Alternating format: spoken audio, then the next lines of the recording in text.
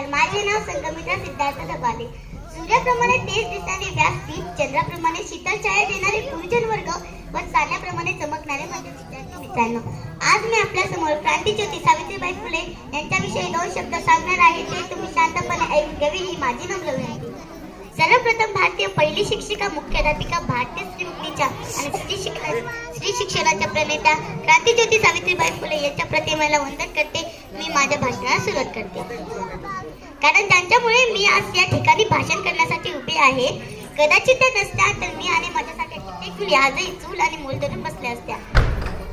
मित्रांनो, अशा या थोर ज्ञानज्योती क्रांतीज्योती सावित्रीबाई फुले यांचा जन्म 3 जानेवारी 1831 रोजी महाराष्ट्र राज्यातील सातारा जिल्ह्यातील खंडाळा तालुक्यातील नायगाव या गावी झाला. त्यांच्या वडिलांचे नाव खंडोजी नरसे पाटील व त्यांच्या आईचे नाव लक्ष्मीबाई असे होते. त्यांचा विवाह सावित्रीबाई फुले यांचा विवाह एका थोर विचारवंत ज्योतिबा फुले यांच्याशी झाला. सावित्रीबाई निरक्षर होत्या. ज्योतिबांनी त्यांना लिहायला वाचायला शिकवले. सर्वांना स्त्री शिक्षणाचे महत्त्व पटवून देण्याचे आणि स्त्रियांना शिक्षण घेण्याचे हे कठीण कार्य सावित्रीबाई व ज्योतिबांनी केले.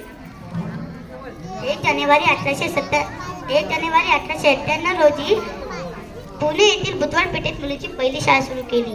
या शाळेच्या पहिल्या शिक्षिका व मुख्याध्यापिका झाल्या. या क्रांतिकारी निर्णयाला लोकांनी तीव्र विरोध केला. या मुलीला शिकवायला जात असताना लोक त्यांच्या अंगावर दगड, चिखल, शेण फेकत असत, पण तरी त्यांनी त्या सगळ्यांना खंबीरपणे तोंड दिले. उपेक्षिताच्या जीवनात त्यांनी चैतन्य निर्माण केले. बालविवाह, सती, केशवपणा अशा क्रूर प्रथांना त्यांनी विरोध केला. दीनदुबळ्यांना, अनाथांना, विधवांना त्यांनी आधार दिला. काव्य फुले, बावन कशी, सुबोध रत्नाकर हे काव्य संग्रह लिहून समाजाला जागृत करण्याचे काम केले. 1896 ते 97 मध्ये प्लेगची साथ पसरली.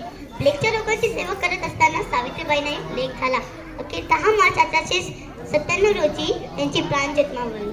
घरातली एक स्त्री शिकली की कुटुंब शिकते, घरातली एक स्त्री शिकली की कुटुंब शिकते हा विचार भारतीय समाजातील रुजविणाऱ्या सावित्रीबाई महान क्रांतीज्योती होत्या. अशा या ज्ञानज्योती क्रांतीज्योती सावित्रीबाई फुले यांना माझा कोटी कोटी प्रणाम.